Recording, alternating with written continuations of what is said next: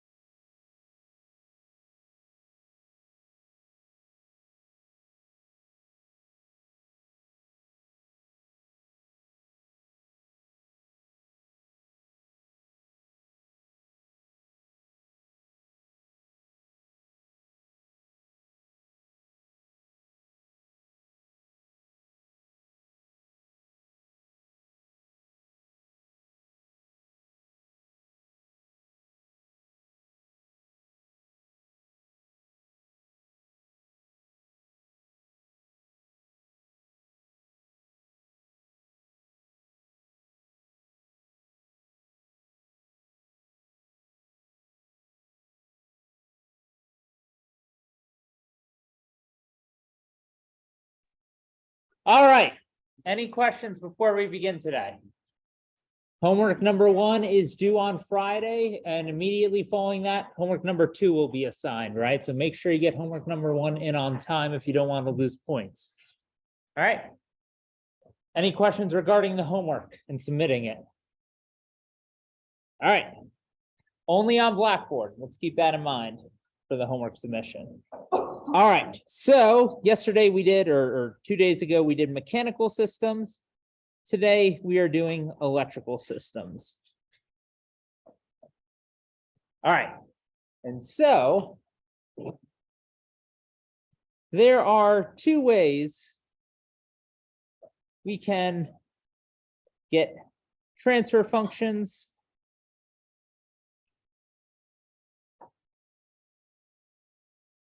for electrical systems in this class.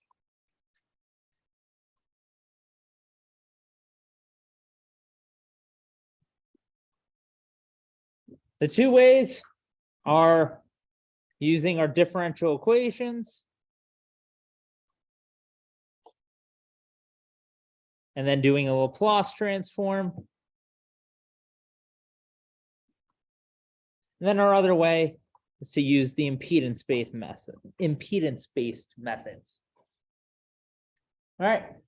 So differential equation, that approach, you guys probably got familiar with that, starting in your sophomore year, I would guess, right? You've had plenty of practice up till now. Impedances, you guys should have learned at some point. I'm certain, if in 33 at a minimum, possibly before that as well.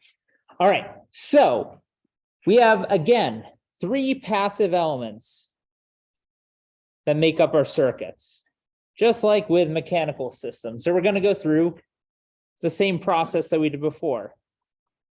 element diagram for it, or some sort of figure, the parameter associated with that element, the dynamic state, stored energy, and then actually, let me give myself some extra space here. So dynamic state, stored energy, and then our relevant equations, right?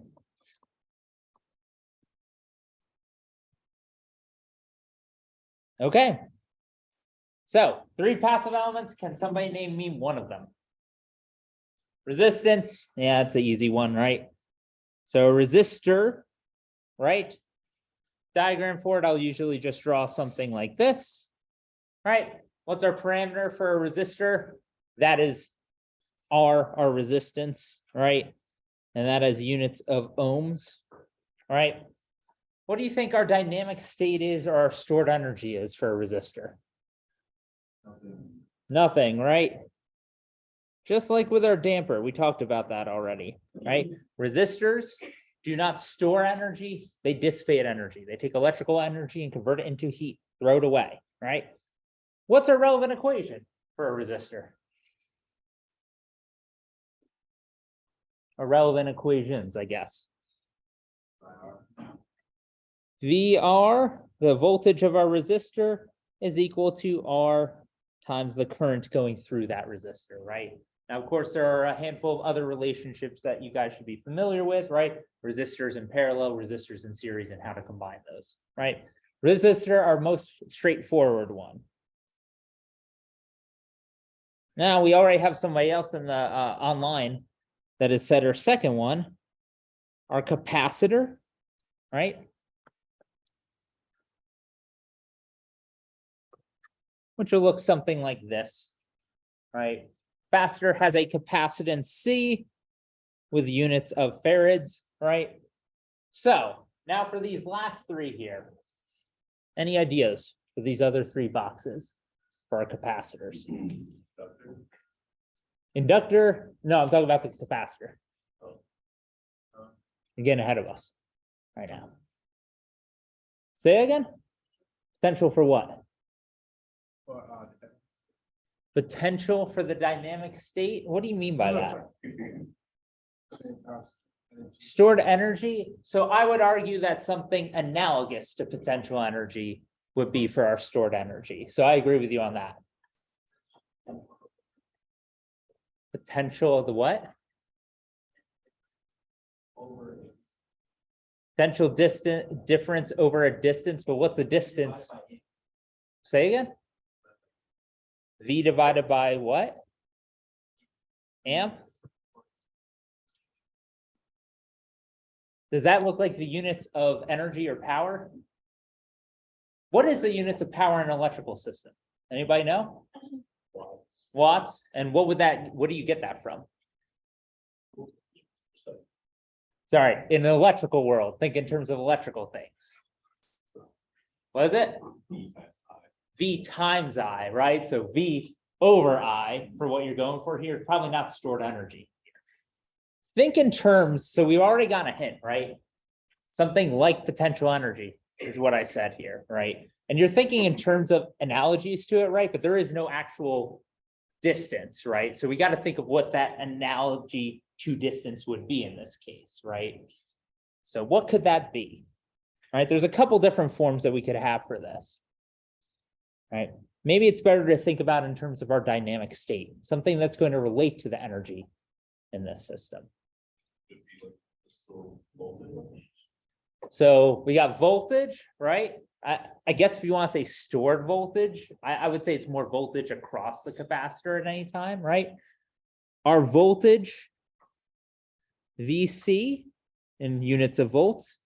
I would agree that is one option for a dynamic state for a capacitor. Then we have V times DI over DT. We'll get there in a second. That's going to be relevant in a little bit here, I think. Maybe not quite close to it though, right? That is one option for a dynamic state. Can anybody mention another potential option for a dynamic state? No?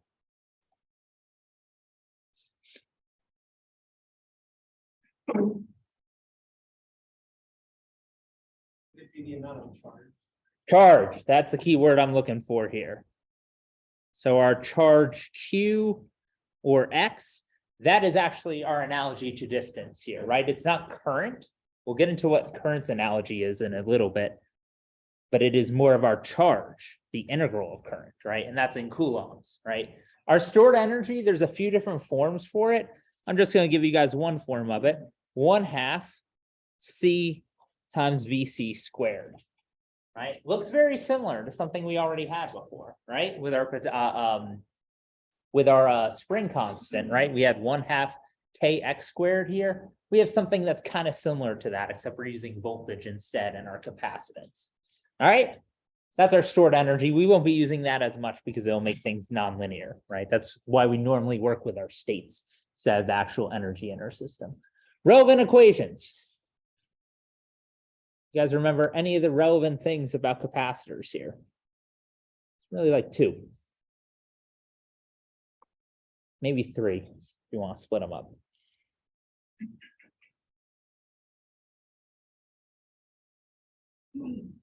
Just C times the derivative of I. C times the derivative of I, what's that equal to though?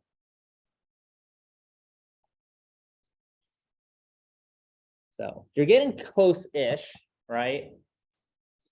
This isn't quite it. This V times DI over DT. I think that was more of an answer for relating to energy.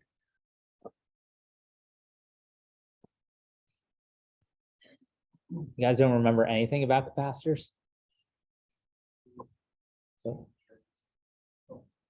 C is equal to Q times V. C is equal to Q times V. Yeah, close enough. I guess you could. I think you got something inverted there, but it's kind of close, right? The voltage of the capacitor is equal to the charge over that capacitance. Right?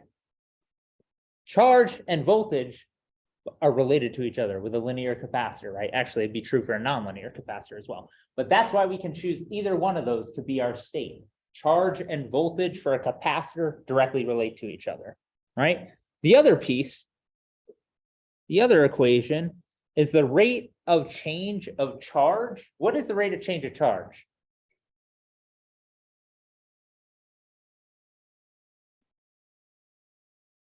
Anybody know? Think about it. Rate of change of charge. Would it be something? Can you say that again?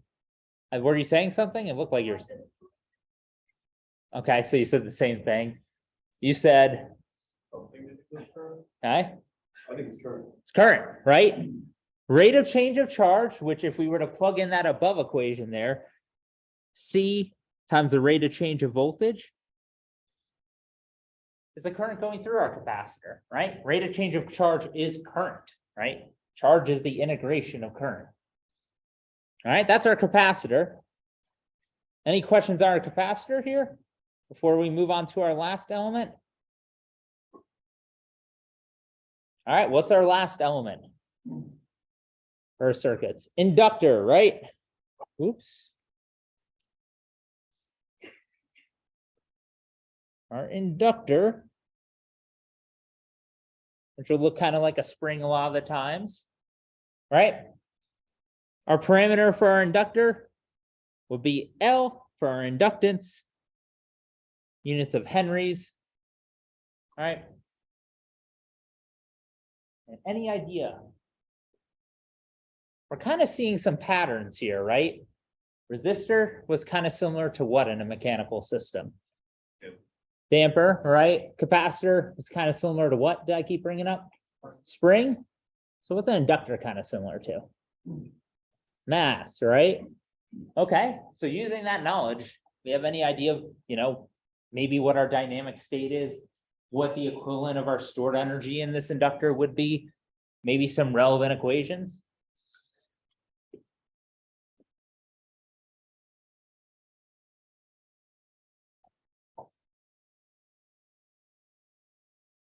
Ideas?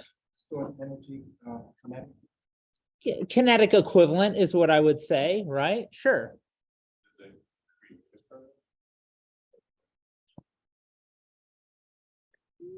sort of, you're saying some right terms, right? Let's work on this kinetic part, right? It looks something similar to kinetic energy with a mass, right? So what could this be, or what could this be, right?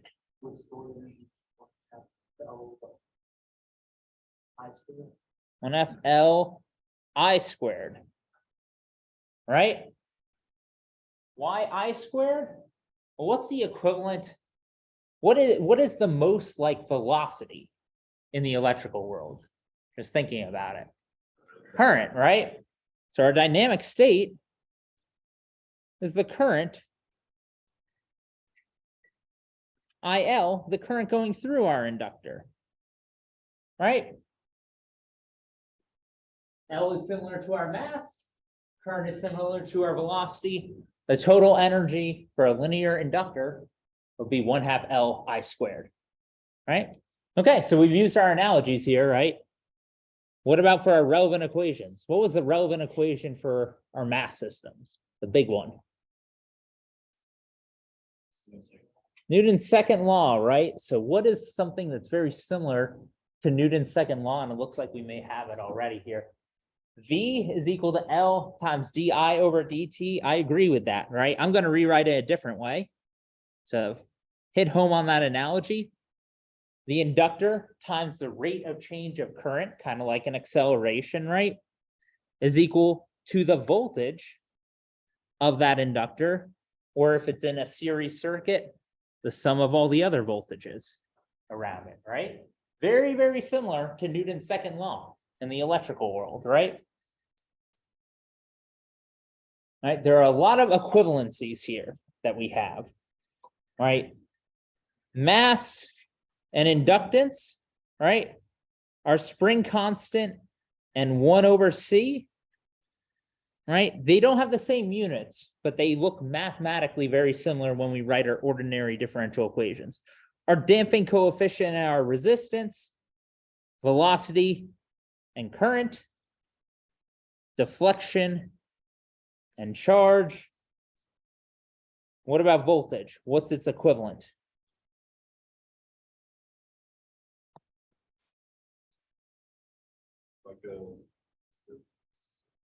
We already have distance here, so it's probably not that.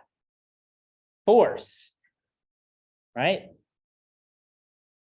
You can think of voltage as like an electrical force acting on our system, right? Okay. These are our three passive elements. Now, with mechanical systems, we said we're going to focus on one type of input, typically that being a force. For electrical systems, we'll typically have two inputs. One being our voltage source.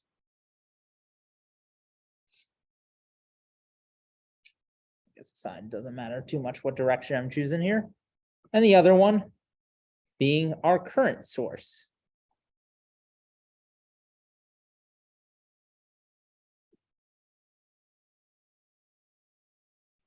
Right? And keep in mind, if you have a closed circuit, right, and you have a voltage source in there, the voltage source, the voltage of that source is what you're controlling. That doesn't mean the current going through it is zero. There is still a current going through this. There is still power going in or out of our system due to our voltage source, but we are controlling the voltage part of it, and the current will just be running through it. Same thing in reverse for our current source, right? There is a voltage across that current source, right? But we're controlling the current going through our system. Okay? For our outputs, there are a lot of things, but typically what I'll focus on are voltages, currents, maybe charges. Those are the big ones, I would say. We could have a variety of other things there too, right? Okay, any questions on our elements for our electrical circuits? All good? All right, so if we want to get a transfer function using differential equations,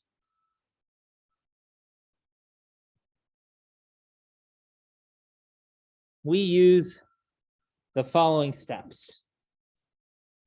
And honestly, again, just like with mechanical systems, this isn't the only way to approach it, right? This is just how I usually break it down. And it's going to look very similar to mechanical systems. 1A, identify our independent energy storage devices and states. Remember, the states are the things that are dynamically evolving that aren't our inputs, right? That are related to the energy stored in our system. All right. Energy storage devices, what are those for our electrical world that we're dealing with right now? That's the one that is- Exactly, capacitors and inductors. Right? Therefore, our states are going to be voltages is probably what you guys will go with a lot of time, but you could also use charges. I prefer using charge because let's say for a phone, right, which kind of looks sort of like a capacitor, but really a little bit more complicated than that. You don't think of your phone as being between its minimum and maximum voltage, right? You think of it in terms of what its state of charge is, right? Charge sometimes has a little bit more intuitive value for us, right? Voltages and charges, or for our inductors, currents, right? Now, independent. And when you think of a case where maybe, so if it's a capacitor versus an inductor, in case there's, unless there's something really funky going on, capacitors and inductors, they store different types of energy, therefore they are going to be independent from each other, right? So if you have a capacitor and an inductor in a system, automatically they're going to be independent from each other. One stores potential, one stores kinetic, right? But can you guys think of any cases where maybe we have inductors or capacitors that are dependent on one another, where we don't need as many states? The total energy is related to just one of them. Any ideas? When what are in parallel? to storage device. So it's got to be very specific here. Whenever capacitors are in parallel, and when inductors are in series, right? If capacitors are directly in parallel, they have the same voltage, right? That means if one of their voltages changes, the other one's going to change as well, right? They are correlated with each other, right? The total stored energy between them can be represented by one of their voltages. Similarly, for inductors, if they are in series, they have the same current going through them, right? It's like having two masses with the same velocity locked into place with each other, right? 1B, same thing as last time. Identify inputs and outputs. All right. And now here's where we may break off a little bit more from our mechanical systems. Electrical circuits are a little bit more complicated, I would say, at least for the context of this class. So we got a few more rules to do here instead of just free body diagrams, right? But the main thing we're going to do here is use VR, VL, VC equations that we have from above.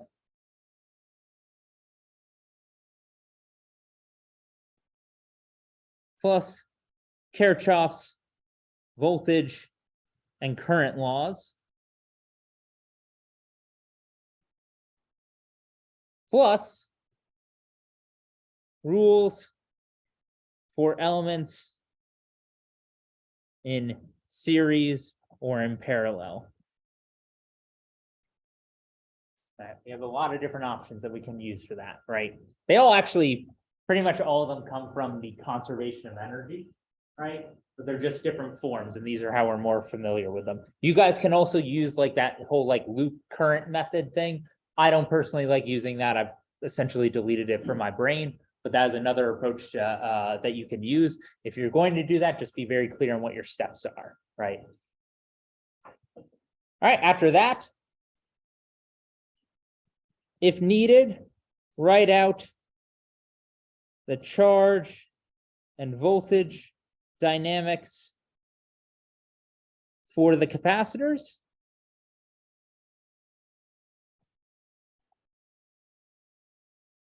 And then we're going to use the Laplace transform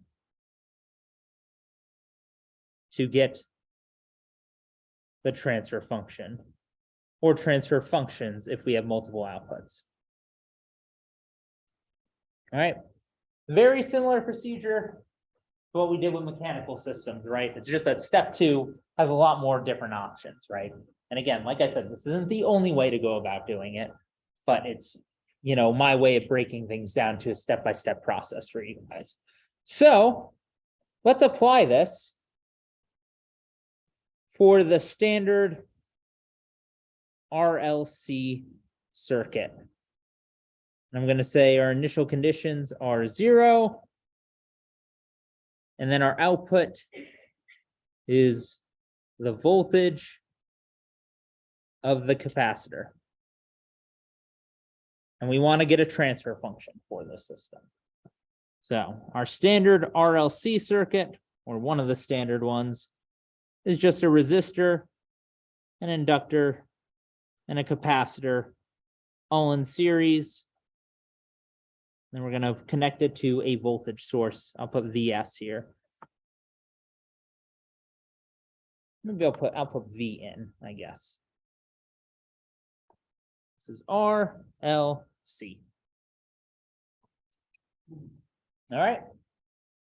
So let's go about approaching this using the steps that we have outlined above here, right? And there's something else that I didn't actually put down here, right? But similar to with our mechanical system, you know how we define like our deflections or our positions and our velocities, right?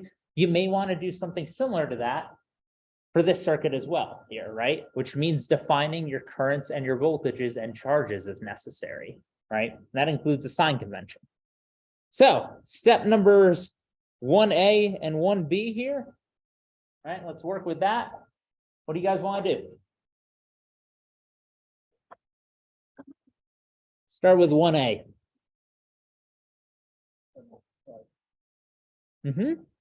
So what we got?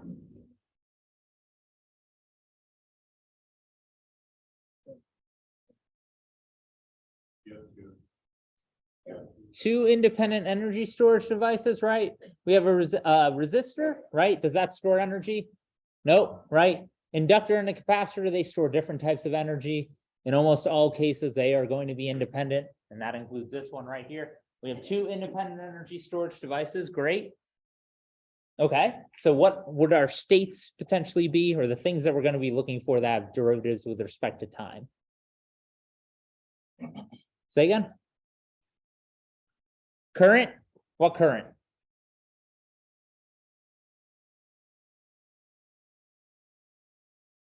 For the entire figure, right? So these are all elements that are in series, right? Which means the current going through the resistor, the current going through the inductor, current going through the capacitor, and the current going through the voltage source, they are all exactly the same, right? So we only need one current to be defined for this entire circuit, right? What else?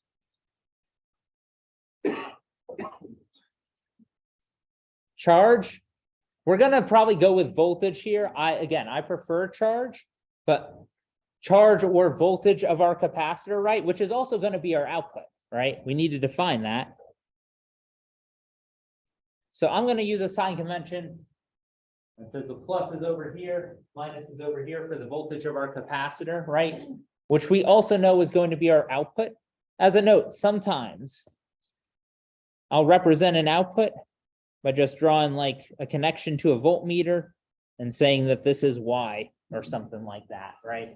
That could also be a way that I express an output for a system, right? That says that we're measuring the voltage over this capacitor. Okay? It wouldn't actually hurt us also to label the voltages for these guys, right? May help us out a lot. All right. So I think we've completed step 1, except for our inputs and our outputs. Well, we just did the output, right? I kind of drew it there for you, right? Our output, Y, is going to be VC. And what's our input? U. What was it? What is our input? The voltage source, right? Our inputs are going to be our sources that are acting on our system, right? V in, right?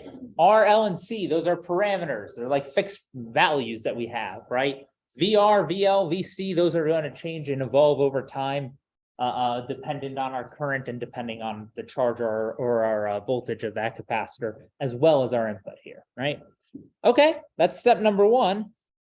Step number two, which is kind of a free-for-all here, right? But we're looking for dynamic equations, right? Ordinary differential equations. First order, second order, whatever you want. Right? I'm probably going to stick with first order ones here. So you guys have a ton of different tools at your discretion to use here. What do you guys want to start with?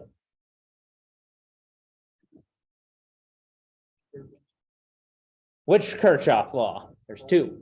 Why voltage law? Right, we're all in series, right? We have one loop here, right? Doing the current law wouldn't do anything because we don't have any nodes, right? Let's do the voltage law. Okay, what does the voltage law state in this case? The voltage on the closed loop has to add up to zero, like the voltage drops. Okay. So 0 has to equal what here? Voltage.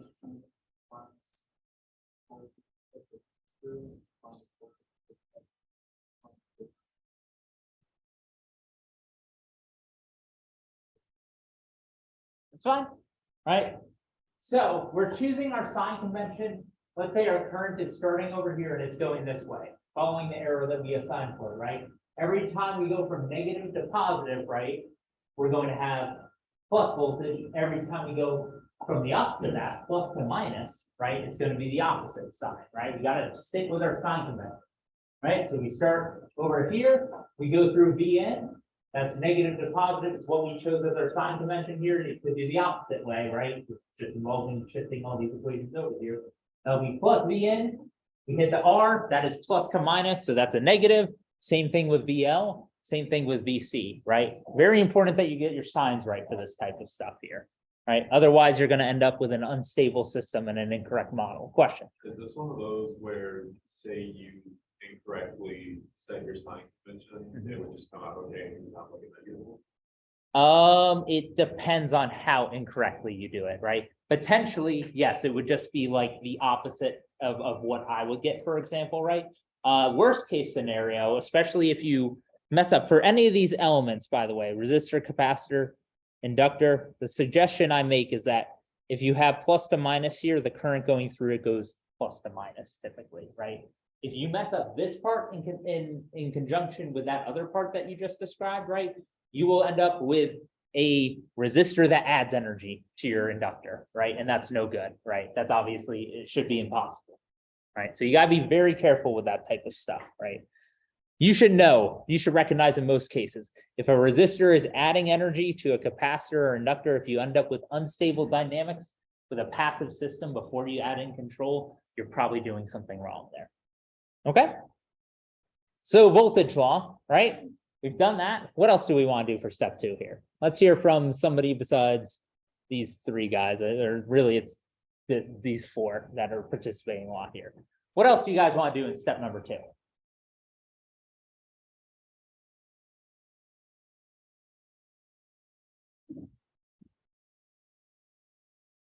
Online was so active for the first 15 minutes of the class, and then current law. So we talked about this. The current law would not be appropriate here or wouldn't give us anything of value because we don't have any nodes. We don't have any branches of current. Normally not a bad idea, but for this simple circuit, this one in particular, current law is valueless to us. Maybe in another example, it'll be valuable though. Other ideas? Thinking along the right lines.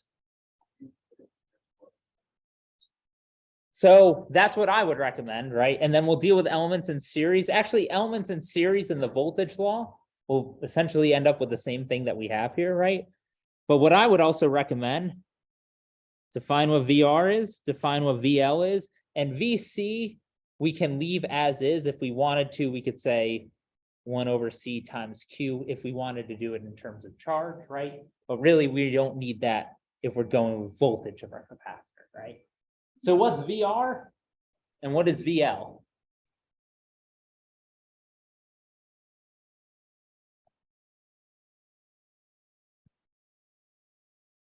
R times I of R, right? But what's IR in this case? Just I, right? Based off of that convention I just drew over here, right? That current is going plus to minus. That should be R times that same current I. What about VL? All right, go ahead. LI, is that correct? Rate of change of I, right? And what's the current going through this inductor? It's just I again, right? So now we can take these, and I'm going to replace that V in with U. So we're going to get U minus R times I minus L times I dot minus VC, right?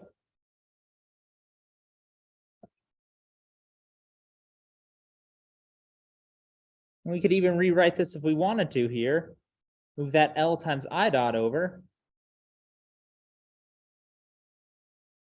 Right? And suddenly it looks like Newton's second law again, right? That's our inductor equation that we talked about earlier. I do not to isolate the vector cases because we need two transfer functions. So I do not to isolate the files. So we don't need two transfer functions. How many inputs do we have? Oh, And how many outputs do we have? oh, One. We're going to have two equations, right? Because we have two independent energy storage elements, right? In truth, you don't need to isolate it because it's going for a transfer function at the end of the day. You could have left it as this and then do a Laplace transform for it. I'm just trying to write this out. If we want to get either a state space model, which a lot of you guys are familiar with, you would need to have it in closer to this form. I was really just trying to remind you guys of that inductor equation that we had earlier. Another question. why are we calling V in? That is our input, right? U is our control input. That's it, right? So we know that we're going to have, if we wanted to right now, we could say that VC is Y as well, right? But there's something we also got to kind of build on with this here. Okay. What else we got? Any other ideas?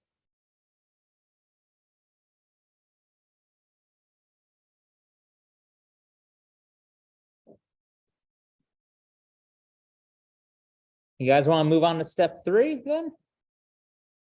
Okay, so step 3, write out our charge or voltage dynamics for the capacitors. All right, so what do you think we should do for that? I'm not going to scroll all the way up at the top, but the hint or the answer is probably going to be in that table that we built at the beginning of the class.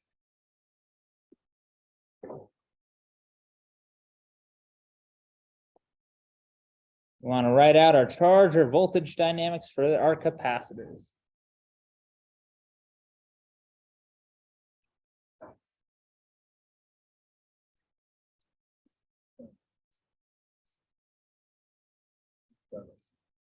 VC is Q over C, yes, but we're not really using charge in this example. We decided to just go with voltage itself.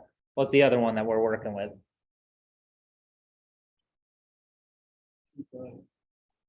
Q dot is equal to current, right? Or CVC dot, right? That's what we're really interested in here. This part, right? We're probably going to need to use that, right? So that also tells us, in addition to this equation, the relationship between V and I, or the derivative of VC and I. Okay, that's step number 3 because we only have one capacitor. Step number 4 is to take what we have, the important equations, say it's this one and this one, right? And you know, it's just with practice, you need to be able to identify what are important, but you do a Laplace transform, right? So Laplace transform of C VC dot is equal to I, and a Laplace transform of Li dot is equal to U minus RI minus VC. I probably should have used a lowercase I here and a lowercase v, just because we're doing our Laplace transform. It's too late now. Right? And zero initial conditions. And if you want to at this stage, if it's obvious, it's not always going to be, right? We know that our output that we're looking for is VC, right? We could, if we want to, replace these equations with wherever there's a VC, replace it with that Y. You're not always going to be able to do that.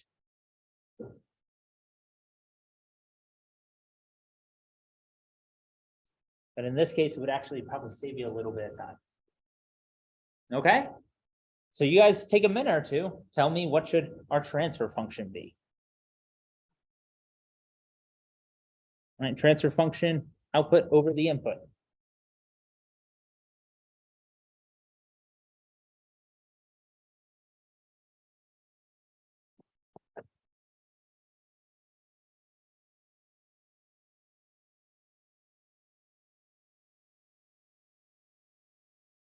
Why did you put Y in that equation? Because we know from step number 1, right? Y is equal to VC. And we know at the end, we're looking for our output is VC, right? So why not just plug in Y, which is our output, right? That's our output variables, always represented by Y, or almost always, I should say. Why not just plug it in now? You don't need to. You could solve for VC or you could solve for I in terms of your Laplace transform, right? And then go back and figure out what your output is. That's typically how you'll have to approach it. But that's, in this case, we can take a shortcut.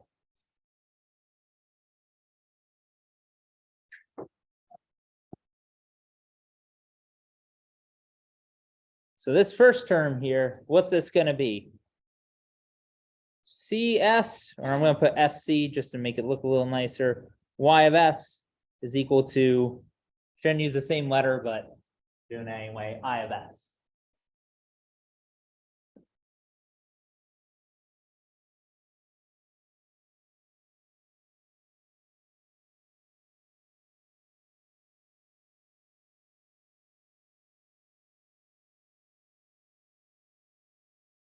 Yeah. Probably a stupid question. Before we did the Laplace, that was IoT. Yes, Okay. I was just using big I for I of T there, right? We probably should have used little I, but little I with a dot on top of it looks kind of weird too. So, right, doing the derivative like that, our notation would have looked kind of weird. What I would recommend is whenever you're doing a Laplace transform, like don't worry about putting things as function of time, right? I think that's a little excessive. When you do Laplace transforms, put them in functions of S, right? So you can easily identify that. All right, what we get? What is our transfer function?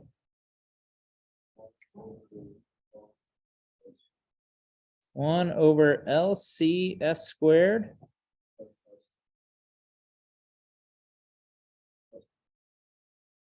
Okay. And then somebody already put over here SLI of S is equal to U of S minus RI of S minus Y of S. And really, you're just combining these two to solve for it. Is this what you guys got? Majority of people got here? Is this right?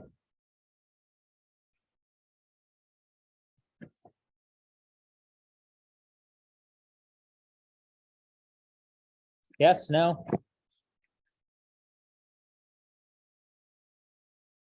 Yeah, looks right to me. Okay, so this is one way to get our transfer function for a circuit, right? This is, quite frankly, probably in this class's context, going to be the longer way, right? I personally think that this approach is a lot more valuable for the type of work that I do typically, right? But because I deal with nonlinear elements and most things in the world are going to be nonlinear. But for this class, there is another approach that we can use because we are specifically doing linear systems. And what is that approach? We said at the beginning of the class, but you guys should be familiar with it. Impedances, right? How many of you guys have used the impedance method to get models for your electric circuit?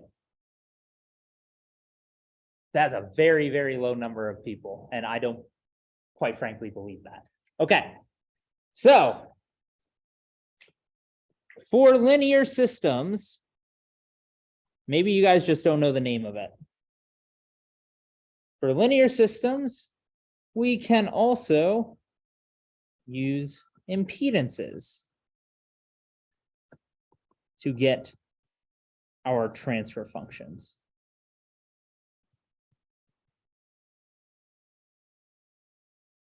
Right? The definition of an impedance,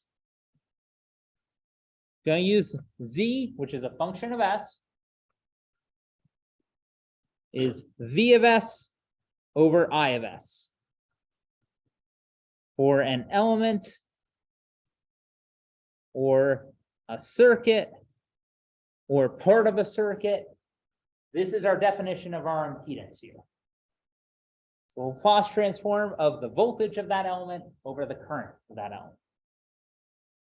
All right, so let's do a table again here. Element, the equation we're working with, our Laplace transform,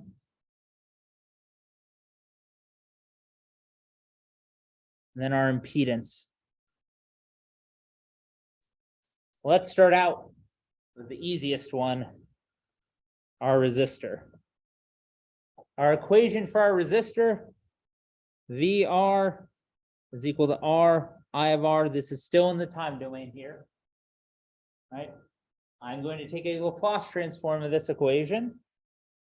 So VR of S is equal to R times IR of S. So what is the impedance of a resistor?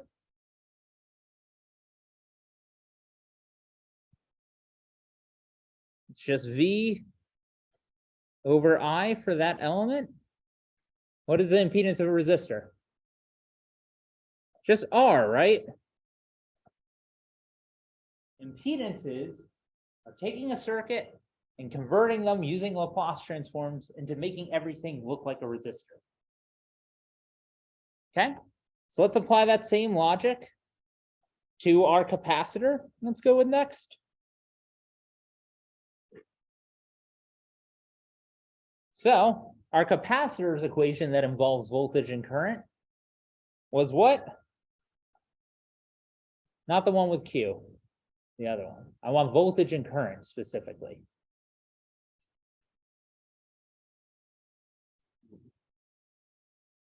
C VC dot is equal to the current going through the capacitor, or Q dot is the current through the capacitor. All right, let's do a Laplace transform for this, assuming zero initial conditions. Laplace transform of VC will be S VC of S, right? That C will stay out in front over here. We get IC of S.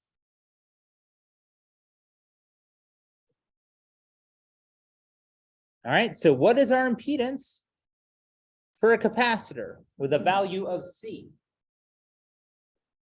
for its capacitance? 1 over C times S. I see a lot of people make this mistake here. The S is very important to this, right?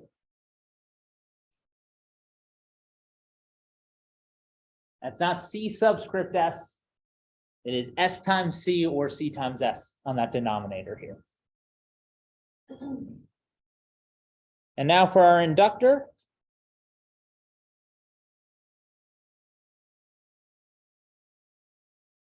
Well, we're not going to have time to do an example for today. So just take a minute. Tell me what ZL should be.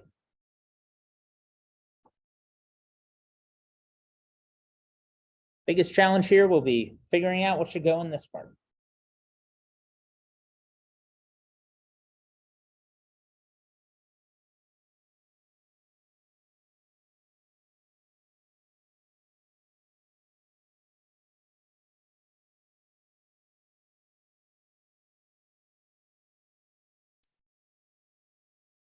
Try not to do it in your head.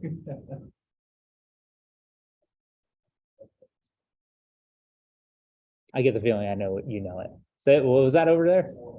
L times S. Okay, that's one idea. Any other answers? We got somebody that said 1 over S times L or something like that, but he was trying to do it in his head. LS? Right, what was your starting equation that you guys worked with to get L times S?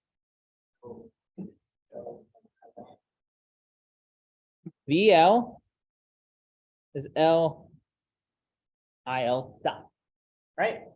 Laplace transform that.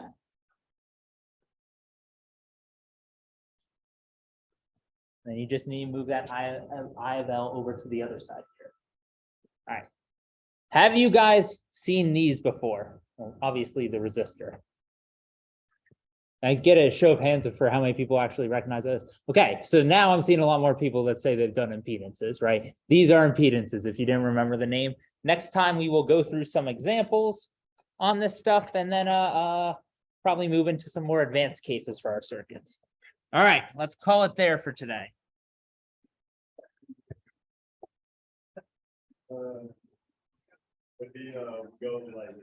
I may put one time domain example online as a note.